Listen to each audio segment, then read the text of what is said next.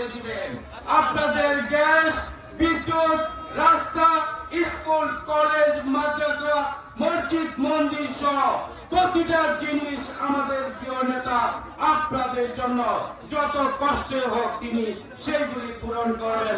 ইতিমধ্যে গাছ পরিষ্কারে তিনি বলে আসছেন।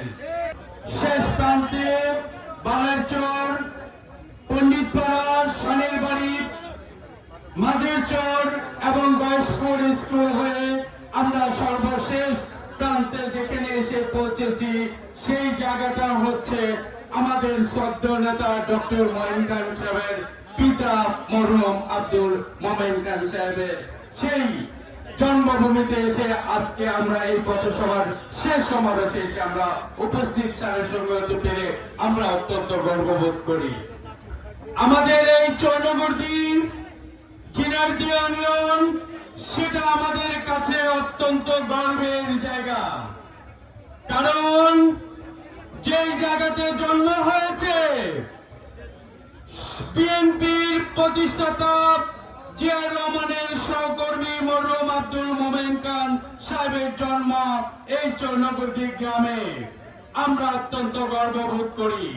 তিনি এই পলাশের নরসিংদী জেলা তথা পলাশের উপজেলা সৃষ্টি করেছেন মরহুম আব্দুল মোমেন খান সাহেব।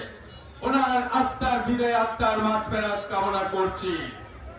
আমরা এখন আমাদের শ্রদ্ধেয় নেতা, যার সঙ্গে আমরা 30 বছরের অধিক সময় ধরে যাকে সামনে দিয়ে যার চলার পথকে অনুসরণ করে আমরা আজকে মঞ্চে যে সকল নেতৃবৃন্দ রয়েছে সকল নেতৃবৃন্দ আমরা অনুসরণ করে যাকে যার পিছনে আমরা থেকে যার নেতৃত্বে পলাশ নরসিংদী 2 নির্বাচনী এলাকার বিগত সময় এবং আগামী দিন আপনারা 2 হাত তুলে শুধু দেখান, আগামী জাতীয় নির্বাচনে আপনারা ধানের শীষ ডক্টর মঈন খানকে আপনারা ভোট দেবেন, এই প্রত্যাশা আপনাদের কাছে রাখি। আর আমরা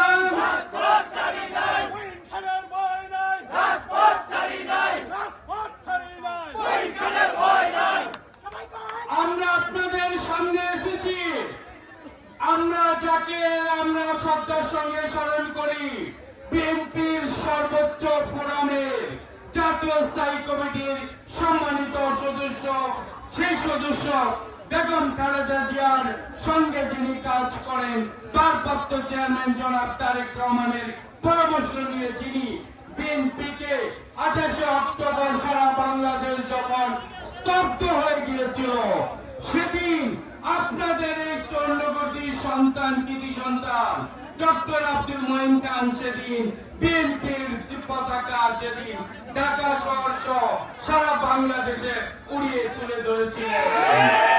সেই নেতার বাড়ি হচ্ছে কোথায়? এই চৌনগুর্দি। তাই চৌনগুর্দিবাসী অত্যন্ত আপনারা গর্বিত যে আপনারা একজন সন্তান পেয়েছেন, ডক্টর মঈন খান সাহেবের মহৎ ব্যক্তিকে পেয়েছেন। আমরা পেয়েছি আমাদের পার্শ্ববর্তী ইউনিয়নের আমাদের শ্রদ্ধেয় নেতা, কিন্তু আপনারা পেয়েছেন আপনাদের চৌনগুর্দির সন্তান।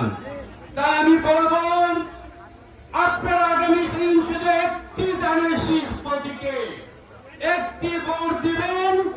আগামী 5 বছর ডক্টর মঈন খান সাহেব আপনাদের প্রতিটি সমস্যা, গ্যাস, আপনারা বিদ্যুতের কথা আপনি আজকে উঠান নাই।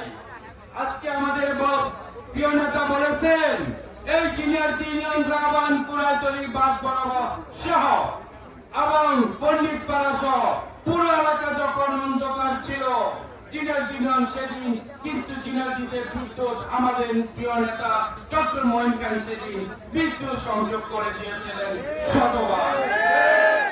আজকে আপনারা গয়েশপুরে শুনেছি মা বোনরা বলেছেন আপনাদের এলাকার গ্যাসের দাবি এসছে। আমি আপনাদের পক্ষ হয়ে আমি আমাদের নেতাকে বলছি ইনশাআল্লাহ আগামী দিন আপনারা একটি ভোট দানের শীষে দিবেন।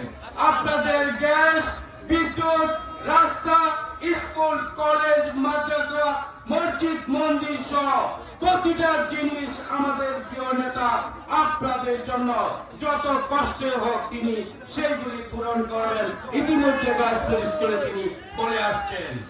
তাই আমি আপনাদের কাছে শুধু বিনয়ের সহিত একটি কথা বলে যেতে চাই, আমরা সকলে ঐক্যবদ্ধ ভাবে আগামী দিন আমাদের এই নেতৃবৃন্দকে সাথে নিয়ে ডক্টর মঈন খান সাহেবের নেতৃত্বে আগামী দিন পলাশে বিএনপির দানের শীষের প্রতীক নিয়ে ডক্টর মঈন খান সাহেবকে নির্বাচিত না করে আমরা কেউ ঘরে ফিরে যাব না।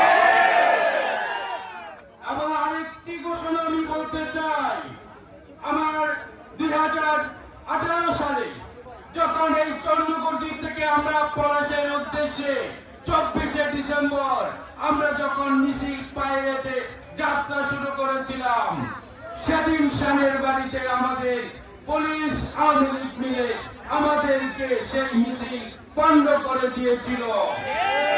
আমরা একদিনের জন্য আমরা পিছপা হইনি।